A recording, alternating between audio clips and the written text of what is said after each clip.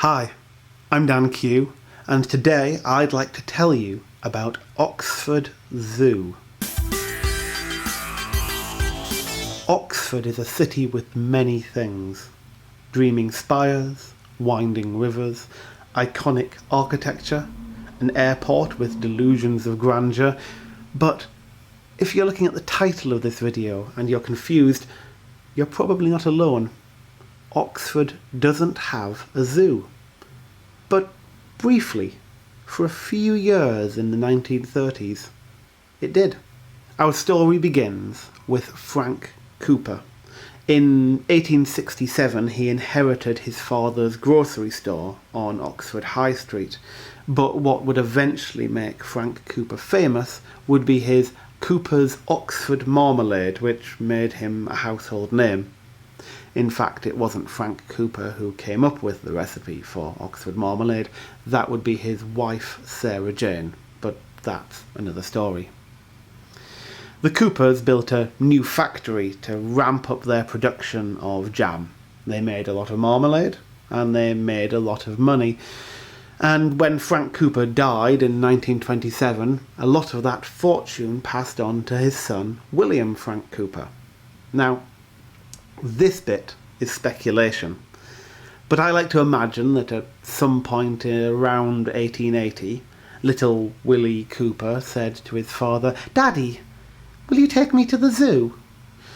And his father, being a very sensible and matter-of-fact fellow, said, "Zoo? I'm not taking you to the zoo. Waste of money." And so William, being 6 years old, said, "Well, when you die, I'm going to take your money and I'm going to buy a zoo." Because that's basically what he did. Within a few years of his father's death, William Frank Cooper, little Willie, all grown up, became the proprietor of Oxford Zoo. Oxford Zoo itself had been opened the previous year by Francis James Gray, the MP for Oxford, who's a fascinating character in his own right and well worth looking up. The zoo opened in 1931, and for £1, you'd not only get admittance, but a bus ride from Oxford and a return ride home. Oxford Zoo had all of the things you'd expect. Lions and tigers and bears, llamas, goats, monkeys, wolves. The store attraction for many visitors was an elephant called Rosie. For an additional fee, visitors could even ride on Rosie's back. Zoos in the 1930s were different from zoos today.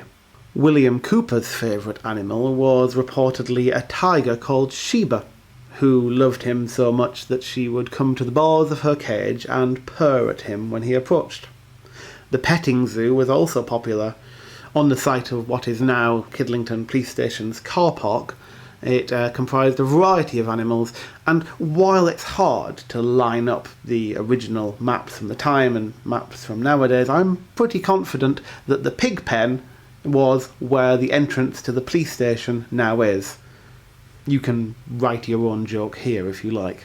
Now, I like to imagine that there came some point in the mid-1930s when William Frank Cooper, having achieved his childhood dream of owning a zoo, suddenly realised running a zoo is a lot less fun than going to the zoo. Because in 1937, he packed it in, and the zoo closed its gates for the last time. The remaining animals were transferred to William Humble Eric Ward, the 3rd Earl of Dudley, where they were used in what is now Dudley Zoo. Today, nothing remains of Oxford Zoo. On its site, a police station, a leisure centre, a commemorative geocache I hid a few years ago, and not far away, on a nearby roundabout, a statue of Rosie the elephant. It's easy to forget, amongst the centuries of history Oxford has to offer, that there are a great number of local stories which are often forgotten. The zoo alone has many more tales to tell, such as the time that a daring escape towards the end of its life briefly resulted in the wild wolf population of Oxfordshire rising from 0 to 3 for the first time in centuries. Or the stories about the open-topped water tank transported by van used to take water from the canal to the zoo to put into the polar bear's tank Some reports speculate that this may have been the same tank that was later used to bring potable water for use in the zoo's kitchens. If you're interested in these and other stories about Oxford Zoo, I highly recommend Gosford Hill and Oxford Zoo by John Amor of the Kidlington and District Historical Society. This book was absolutely essential in my initial research into this fascinating piece of local history. That's all for now. See you next time.